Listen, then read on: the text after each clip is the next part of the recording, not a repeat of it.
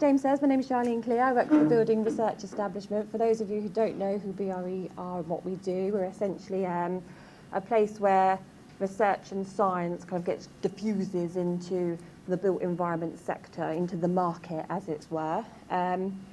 We're about 600 strong in terms of staff numbers, and we're based up in Garston, but we also have outposts globally, which sometimes makes some of this a bit of a challenge as well, in that you're not just faced with UK legislation and so on and so forth. You've got to think about what you're doing outside of the UK border as well.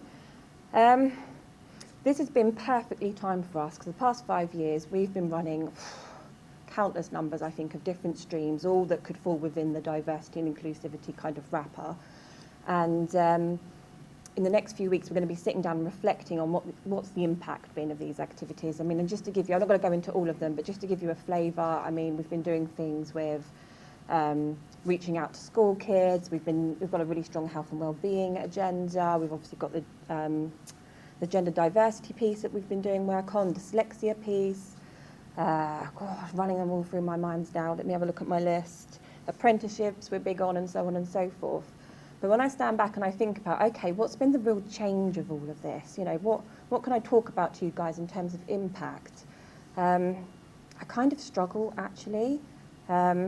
I think about our gender mix, you know, and what we look like in terms of that profile. And I'll probably talk more to you about gender, because that's kind of the hat that I tend to wear, and what I will any of the other work streams. But I've only got 10 minutes as well, so I have to be a bit succinct. But yeah, in terms of a gender split, we're about 40-60, which, depending, I guess, what industry you're looking at, would be really great. Actually, in both industries, when I think about science and tech, I think it's about 9% typically women, is it? But someone correct me if I'm off piece with that.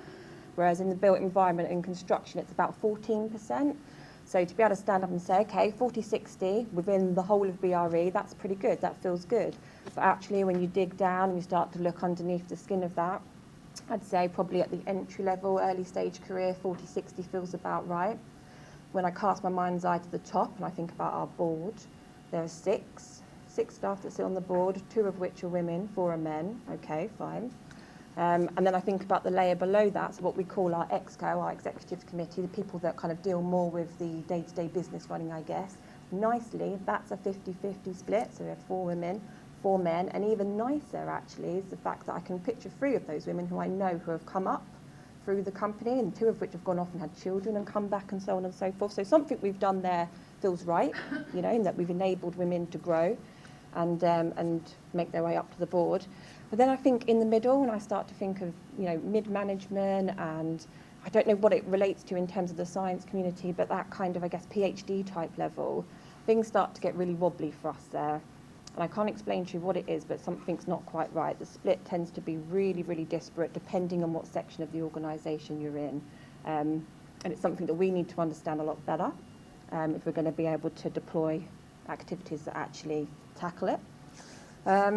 And I've started with the impact figures, actually, so I can go back and think to myself, okay, so if there are the stats that I can work with in terms of being able to talk to you about our impact, and that's the quantitative stats, is there a qualitative piece that I can give you as well in terms of the impact of some of our activities? Because some of this, I've certainly, and I think colleagues would back me up on it as well, I've been just kind of running on gut and gut feeling. If you guys have got suggestions as to how we can manage culture and measure culture change better, then that'd be all ears. But culturally, I'd say we are more inclusive than what we were 5 years ago. But again, there are some real large pockets of exclusive kind of behaviours and places where people just aren't being recognised for the individuals that they are and supported in the way that they are. So then in terms of the activities then that I feel like I've been positive in addressing some of those challenges and getting us into the better, I guess, gender profile that I explained at the board level. As Pete, I think, mentioned some of like the wording and stuff, some of it's been really painstaking in actually understanding, okay, how do we communicate to our employees? How do we communicate to our stakeholders? How do we communicate to our clients? And you start to read into the literature and see the gendered terms that come out just through normal conversation, just through typing what you're thinking in your head. And the impact that has actually is really quite detrimental. So there's been a painstaking exercise that we've gone through with our HR as well, to kind of go through all of our recruitment processes, look at all the ways that our jobs are advertised, and really make sure that we're using the right language, that isn't exclusive, is accessible to everyone of all different neurological abilities and so on and so forth. And also, as Ruth pointed out as well, making sure that we've got a real mixed group, or as best as we possibly can do on the selection committee as well. So I'd say that we've done that, and we've done that quite well, but it's been hard won. It wasn't an easy task. And it's something that I feel like we continuously have to kind of keep a check on. Even though our HR are up to speed on this and they get it, we do have to continuously signpost to them and give little nods, you know, as to where they could be falling short. And then we have our returnship programme. That's worked quite well for us. We work really hard to make sure that anyone that's had an extended period of absence is welcomed into the business. We have good conversations with them about the type of role that they want to fulfil. It's not the norm at all, actually, for women to go off on maternity leave and come back into the same role, rightly or wrongly. I'd hope rightly. I'm hoping that they're going into new roles of their choosing, not because of any other reason. I don't get that impression, again, going on gut. I get the impression that our returnship programme is working quite well. Our flexible working policy is another one that it sounds mundane to talk about it, because I'd hope we're in a place now where flexible working is perhaps accepted and more the norm.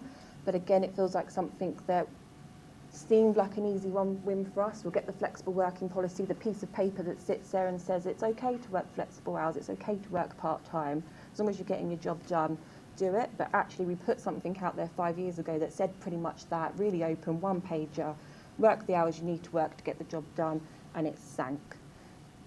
Managers, staff, they just couldn't get into it. It was too much of a cultural change, too drastic, you know, for people just to go, well, I can just work whenever I want to get the job done. Oh, no, it doesn't feel right. So we had to take it back down, we had to reword it, and we had to go to a place where it's probably about 3 or 4 pages long now, and it says, in these conditions, it's okay to work this. And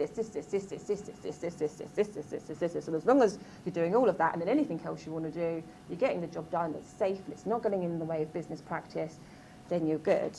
That seems to have worked better, actually, but even then it needs the force to implement it, and it needs people to talk about it and showcase that it is okay to work these sort of hours. And I'll take myself as an example, actually. This was only a year or so ago. I wanted to change my hours. I put in a request to change my hours, and it meant that what I was asking for was would mean that I would be officially, on paper, working 2-3 hours in the evening on a Thursday night. And I thought, that's fine. That's fine for me. It works for me. It ticks all the health and safety boxes. I was having all the sort of typical breaks you need to have. And anyway, you can imagine my surprise when my manager pulled me aside and said, oh, Charlene, we're not comfortable with this. We don't think it's going to work for the business. We're concerned for you, so on and so forth. And I was completely taken aback. I thought, whoa, hang on. This policy says, I'm all good here. What's the real reason for this? Because everything you've come back at me with so far just does not stack up. You know, what's the real reason for this? And fair play, came back and went, if I'm completely honest, we just don't like the idea of it. We don't like the idea of it. We don't want to set the precedent. And I was like, that's just not going to flow. I'm sorry if this is upsetting your delicate sensitivities and this is too much of a change for you, but this policy here quite clearly says, this policy here that's signed by our CEO and our HR group director quite clearly says that I'm well within my remit here. I don't want to have an awkward conversation with you about it, but I would like you just to go away and reconsider. Anyway, within 48 hours, came back and was like, yep, you're absolutely right. It was just because it just felt a bit different, a bit new to us, and fair play again, he was very open about it. We'll trial it for 3 months, see how we go, and so on and so forth. I work the hours I want to get the job done, it's no problem. So again, it's just hard won. It's these little changes, don't take it for granted. It's hard won, you have to keep at it. Now, what else have we got? In terms of the real change, I would say, and again, my gut telling me, when I really felt like, okay, we were making a bit of a difference here, and that we might actually be chipping away at some of the numbers and chipping away at some of the cultural changes, when we stopped, I think, thinking about everyone, or trying to tackle everything and thinking about everyone's unique characteristics and everyone's, dare I say, hobby horse. I don't want to put anyone down in terms of the agendas that they want to champion, the way in which they want to do things, but doing too much and trying to please everyone just doesn't work.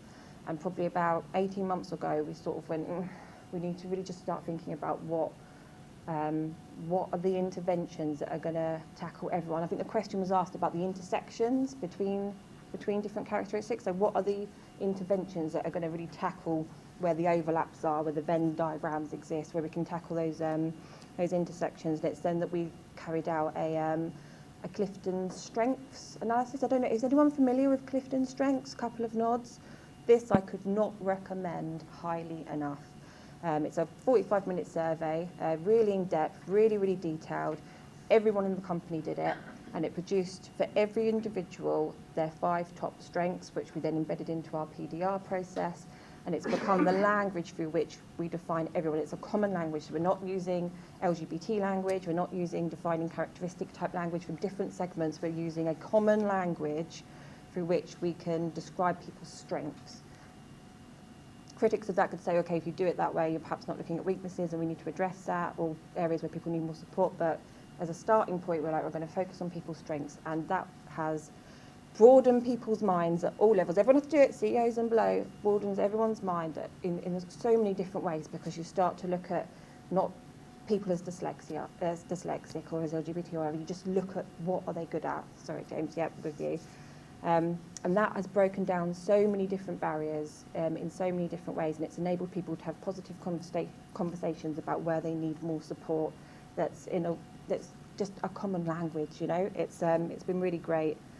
And then the last one I'll talk about, which isn't perhaps an option for everyone else, but just something to consider, is our nursery. So we're very lucky at BRE. We have an on-site nursery, and about 2 years ago, we were redeveloping a part of the site, and the decision was, do we keep the nursery, don't we keep the nursery?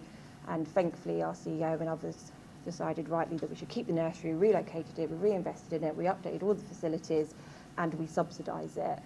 And I would say, in terms of not just the gender piece, but the parent piece, that is an absolute godsend. And one of the things that the majority of people that I speak to across BRE, you know, praise in terms of enabling them to fulfil their roles. A lot of people that I know have 2 hours a day on top of what they have to do just for childcare logistics, to have your office and desk in one building and then the nursery and your kids safe and sound in another building right there, is absolutely indispensable. So that's been fantastic, not just for men, not just for women, sorry, but for men. But what it's also meant, and this is a positive unintended consequence, is that we've seen more men at BRE taking on childcare responsibilities, which means they are then able to empathise in a more meaningful way with those that not just have children, but have other dependents, have other responsibilities outside of the working environment. If I've got time, I'd really like to go into the things that we've done that perhaps haven't worked so well, but maybe we'll leave that for the roundtable discussion. Well, there's so much I could talk to you about. 10 minutes is infuriating. You've done it really well. So thank you so much, Charlene. All right, thank you, everyone.